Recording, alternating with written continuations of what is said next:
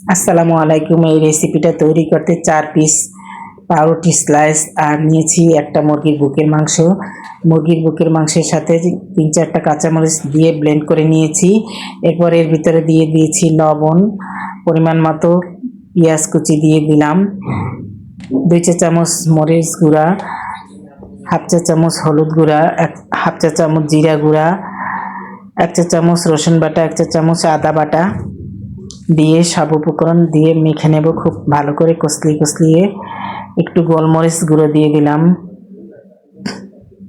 এরপর পাউরুটির স্লাইসগুলো ছোট ছোট টুকরো করে নেব। এই রেসিপিটা খুব দ্রুতই বানানো যায় এবং খেতেও খুব মুচমুচে হয়। এরপর কিমাগুলো গোল আকৃতি করে এর উপরে আমি পাউরুটিগুলো দিয়ে চেপে চেপে নেব। পাউরুটি যদি না লাগতে চায় 2-3 ফোঁটা পানি একটু দিয়ে নরম করে নেবেন। এরপর সবগুলো বানিয়ে নেব, নিয়ে এরপর ডুবো তেলে ভাজবো। সোনালি করে ভাজতে হবে, মিডিয়াম টু লো হিটে। বেশি জোরে দিলে পুড়ে যাবে। আস্তে আস্তে ভাজতে হবে যাতে ভিতরে সিদ্ধ হয়ে যায়। হয়ে গিয়েছে, আমি এক এক করে সবগুলো কিমার বল উঠিয়ে নিলাম। ধন্যবাদ সবাই।